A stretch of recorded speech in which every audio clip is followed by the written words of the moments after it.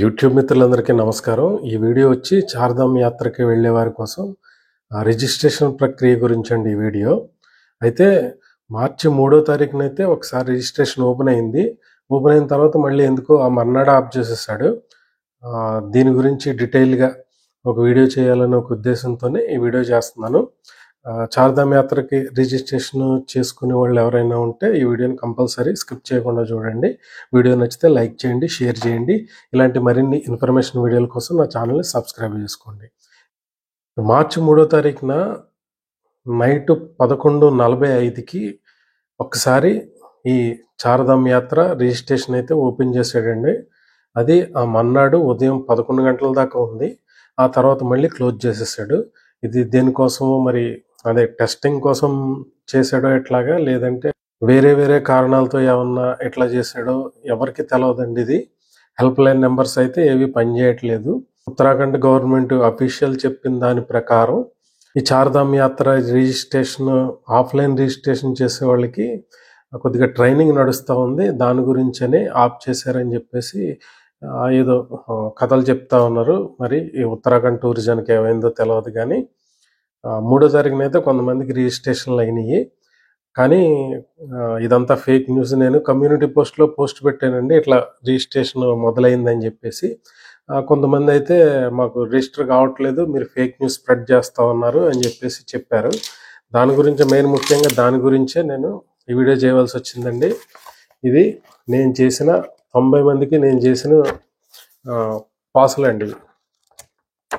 90 మందికి ఆ రోజు నైట్ కూర్చొని మా బ్యాచ్ మొత్తం నేను చేసిన పర్మిట్లు అనమాట అండి. చార్ధామ్ యాత్రకి QR code, reference number, group ID అన్నీ ఇచ్చాడండి. ఇవన్నీ నేనైతే ఫేక్ న్యూస్ అయితే ఏం స్ప్రెడ్ చేయలేదు. మరి అది ఎందుకు ఆగిందన్నది నాకైతే తెలియదు. మార్చి 11న ఓపెన్ చేస్తామన్నారు, ఓపెన్ చేయలేదు. హోలీ రోజున ఓపెన్ చేస్తామన్నారు, అది కూడా ఓపెన్ చేయలేదు. ఇప్పుడేమో మళ్ళీ 15వ తారీఖు అన్నారు, అది కూడా ఓపెన్ చేయలేదు. ఇప్పుడు మళ్ళీ మార్చి 20వ తారీఖున అంటున్నారు. ఇది ఎప్పుడు ఓపెన్ అవుద్దో ఏం తెలియదండి. ఇంకొక ఫేక్ న్యూస్ ఏం స్ప్రెడ్ చేస్తున్నారంటే, ఈసారి చార్ధామ్ యాత్రకు వచ్చేవాళ్ళు డిక్లరేషన్ ఒకటి ఇవ్వాలి. డిక్లరేషన్ అంటే మీరు ఏ వెహికల్తో వెళ్తున్నారో ఆ వెహికల్ నెంబరు, ఆ వెహికల్ డ్రైవరు, తర్వాత మీరు ఏ రోజు ఏ హోటల్లో బుక్ చేస్తున్నారు, ఇవన్నీ రాసివ్వాలంట. మరి ఈ గవర్నమెంట్ వాళ్ళకి మరి మతం ఉందో లేదో తెలియదు. కానీ ఇట్లాంటి ఫేక్ న్యూస్లు స్ప్రెడ్ చేస్తూ ఉంటే టూరిస్టులు అందరూ కొద్దిగా ఇబ్బంది పడుతూ ఉన్నారు. ఆ లోకల్ వాళ్ళు కూడా కొద్దిగా బాగా ఇబ్బంది పడుతూ ఉన్నారు. చాలా మట్టుకి కొంతమంది క్లారిఫికేషన్ ఏంటంటే, అటువంటి ఈ అఫిడవిట్ ఏమి ఇవ్వనవసరం లేదు, డిక్లరేషన్ ఏమి అని కొంతమంది అంటూ ఉన్నారు. ఒకవేళ ఈ డిక్లరేషన్ కనుక పెడితే మాత్రం చాలా ఇబ్బంది అండి. ఎందుకంటే ఇక్కడ నుంచి వెళ్ళిన వాళ్ళందరూ రిజిస్ట్రేషన్ చేసుకుంటారు. ఇక్కడ నుంచి వెళ్ళిన వాళ్ళందరూ అక్కడ హరిద్వార్లోనూ రిషికేశ్లోనూ బళ్ళు మాట్లాడుకుంటారు, అక్కడ నుంచి వెళ్తారు.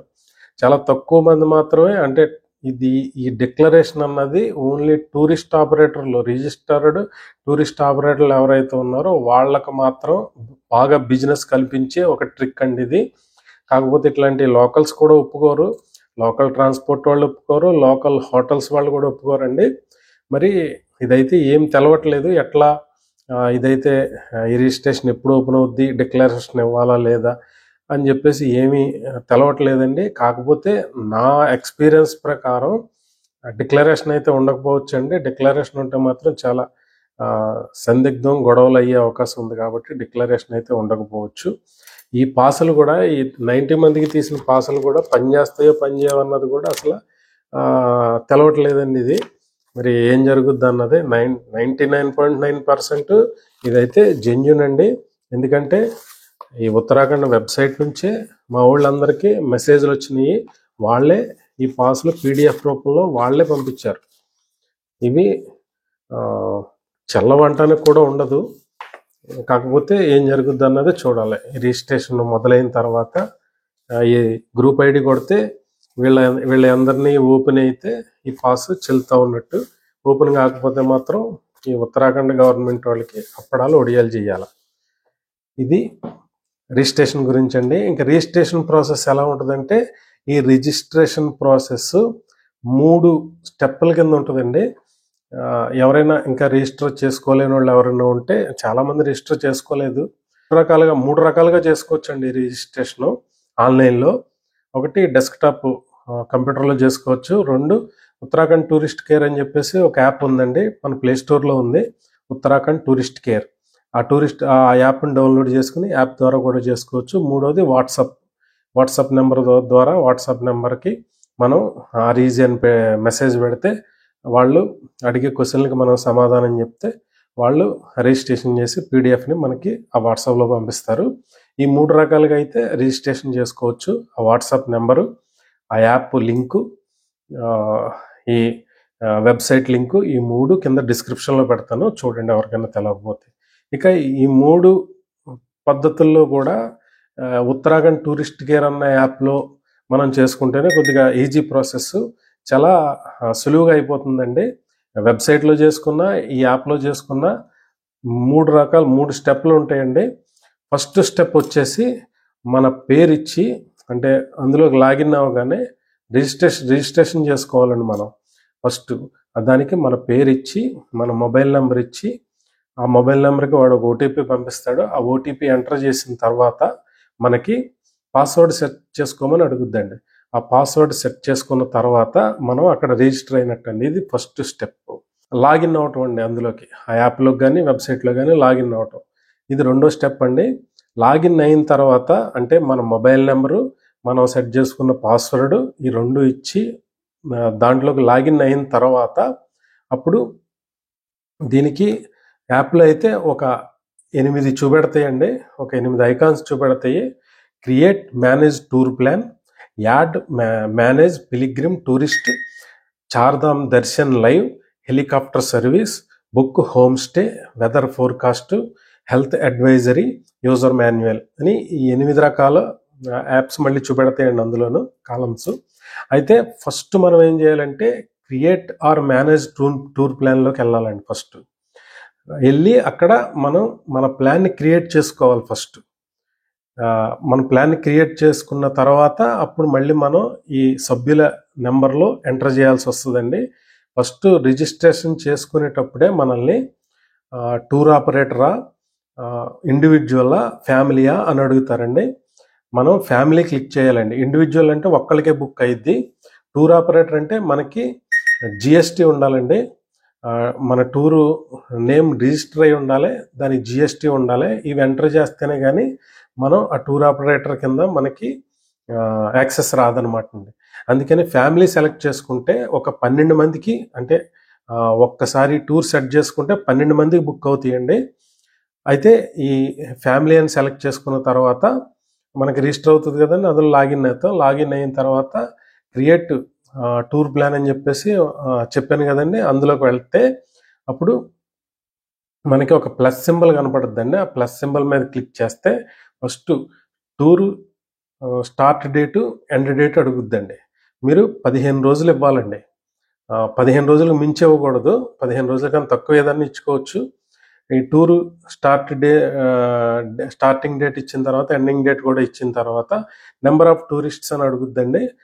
12 మంది అంటే మీరు ఎంతమంది, ఇద్దరైతే ఇద్దరు, ముగ్గురైతే ముగ్గురు, అలా 12 మంది వరకు ఇది యాక్సెప్ట్ చేస్తుంది. ఎంతమంది ఉంటే అంతమంది అక్కడ నెంబర్ ఇవ్వాల్సి ఉంటుంది. ఇచ్చిన తర్వాత select mode of travel to Dham అని చెప్పేసి అడుగుద్దండి. ఇక్కడే తలకాయ లేకుండా మరి ఎట్లా పెట్టినరో ఏమో, బై రోడ్డా, బై వాకింగా, బై హెలికాప్టర్ అని అడుగుద్దండి. మనం బై రోడ్ వెళ్తాం కాబట్టి, వాకింగ్ చాలా తక్కువ మంది వెళ్తారు, బై రోడ్ వెళ్తాం కాబట్టి బై రోడ్ అని సెలెక్ట్ చేసాం అనుకోండి, అక్కడ ఏం జరుగుద్దంటే మీరు వెళ్ళి ట్రాన్స్పోర్ట్, మోడ్ ఆఫ్ ట్రాన్స్పోర్ట్, మీరు ఆ వెహికల్ నెంబరు, మళ్ళీ డ్రైవర్ నెంబరు అన్నీ అడుగుద్దండి. అది ఇవ్వకపోతే మీకు ఇది రిజిస్టర్ కాదు. అందుకని మోస్ట్లీ బై వాకింగే ఇవ్వండి, ఇస్తేనే మీకు లోపలికి ఎంటర్ అవ్వగలుగుతారు. అందుకని చెప్పేసి బై వాకింగే ఇవ్వండి. బై రోడ్ అంటే మీరు వెహికల్ నెంబర్ ఇవ్వాలి, డ్రైవర్ పేరు కూడా ఇవ్వాలి. మళ్ళీ దీన్ని మాడిఫై చేయనక్కలేదని కూడా ఇక్కడ ఒక క్యాషన్ చూపెడతా ఉంటుందండి. అందుకని చెప్పేసి నేను చెప్తా ఉన్నాను.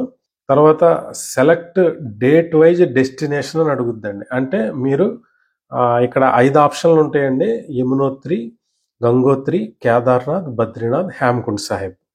మీరు వీటిని ఏ డేట్లో వెళ్తారో అని అడుగుతుందండి. ఇప్పుడు మనం టూర్ డెస్టినేషన్ 15 రోజులు సెలెక్ట్ చేసుకున్నాం కదా. ఈ 15 రోజుల్లోనూ ఇప్పుడు 12వ తారీఖు మనం అక్కడి నుంచి బయలుదేరతాం. 12వ తారీఖు హరిద్వార్ నుంచి బయలుదేరదాం అనుకోండి. 12వ తారీఖు ఇలా బయలుదేరదాం అని చెప్పేసి అక్కడ యమునోత్రి 13వ తారీఖు ఇవ్వాలి.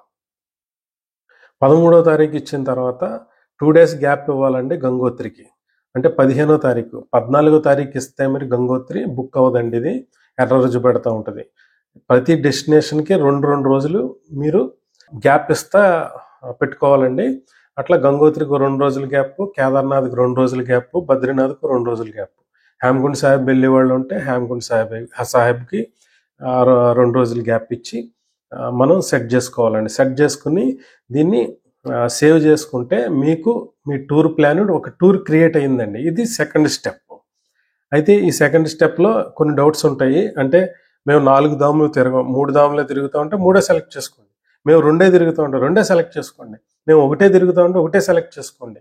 మీకు ఏం ఇబ్బంది లేదండి. అట్లా కూడా ఈ యాప్ వర్కౌట్ అవుతుంది. ఇంకా ఇది అయిపోయిన తర్వాత మీరు టూర్ క్రియేట్ అయిందండి.